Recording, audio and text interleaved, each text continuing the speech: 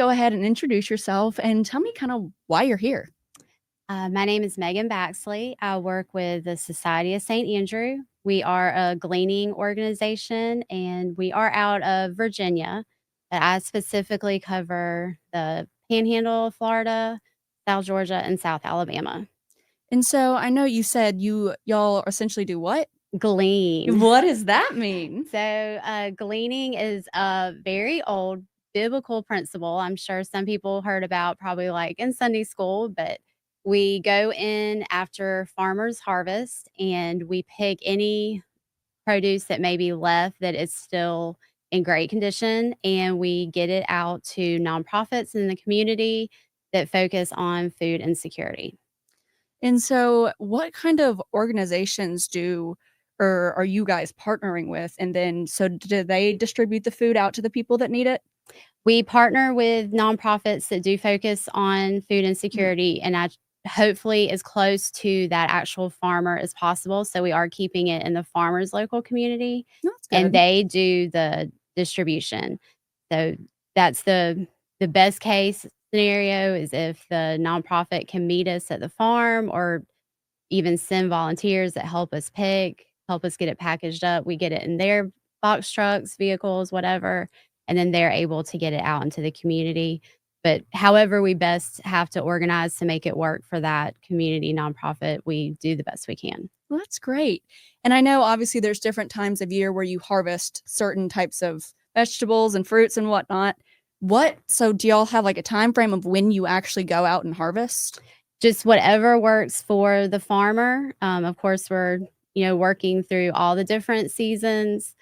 I've heard several times since I started working with Society of St. Andrew about, oh, this is our downtime or this is our downtime. But we are so fortunate in this area to not have a downtime. We just have Yeah. great weather for it.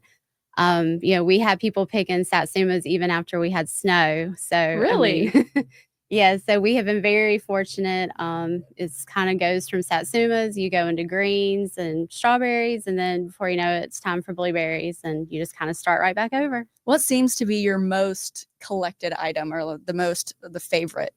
Satsumas were great this year. We had a huge, huge collection of lots and lots of satsumas, more satsumas that I could find volunteers to pick, truly.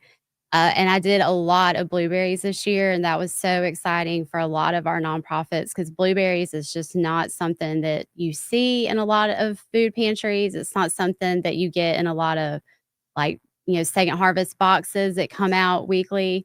It's just not something you see, and they're also very expensive. That they are. So, blueberries was just, I think, a special treat for everybody and such a healthy food to keep in everyone's diet. Definitely.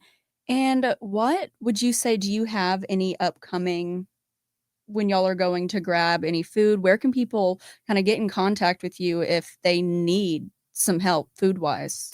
I do not have anything upcoming, so, definitely open to be contacted by farmers at any point to see what we can get scheduled.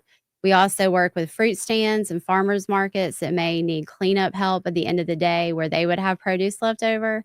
So we are very flexible. You don't have to be some huge corporate farmer that's working, with big box stores to qualify for this. There's nothing too small. And we're always looking for nonprofits that are helping our community members that are willing to work with us. We completely understand fresh produce is a big commitment. It Mhm. takes, storage, it takes people that are able to get it right back out in the community quickly. So it does take a lot of work on the nonprofit. So definitely nonprofits that are interested, and we're always looking for volunteers. What would be the best way for farmers or people who want to volunteer to contact you? InHunger.org is our website, and my name is Meghan Baxley. I'm the Panhandle Gleaning Coordinator, so you can reach out to me that way. And then also, if you might not be in the area or might have a nonprofit in a different area, you would be able to find any of my other colleagues in Florida, Alabama, Georgia that way. So I just want to clear this up really quick. Even though you are stationed kind of in the Panhandle, even if what Dothan farmers, enterprise farmers wanted to reach out, that would still work and be Oh, okay? definitely. Yes. I'm just 45 minutes away. I was fortunate enough to work with a farmer in Headland just a couple months ago. So I'm very willing to come to Dothan. And getting into a little bit about the Society of St. Andrew, What exactly started it and what made you want to join? It started, just from our biblical principles of gleaning.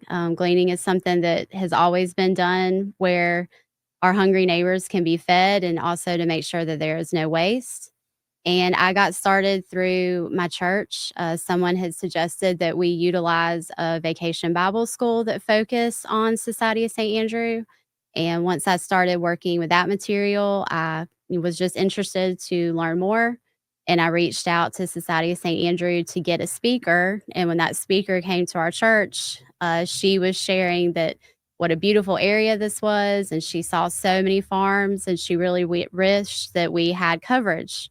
And so I just felt the need to apply at that moment to see if I could help. So that's how I got this job. Especially in the more rural areas of kind of the Wiregrass, when I'm doing stories out in Geneva or Hartford, anything, you drive past, it's nothing but farms. So there's definitely no shortage of farmers in this area, which is great for the organization. Absolutely. We are in such a beautiful area. And I say every farm I show up to, I'm like, oh my gosh, it's beautiful. I never knew this existed. And it's just so exciting to find a new farm and a new little, corner location that I didn't even know existed. Well, Megan, I think it's absolutely great what you guys are doing. I'm glad you kind of got to get the word out about the organization and what you guys do. And I appreciate you coming on today. All right. Thank you so much for having me. Of course.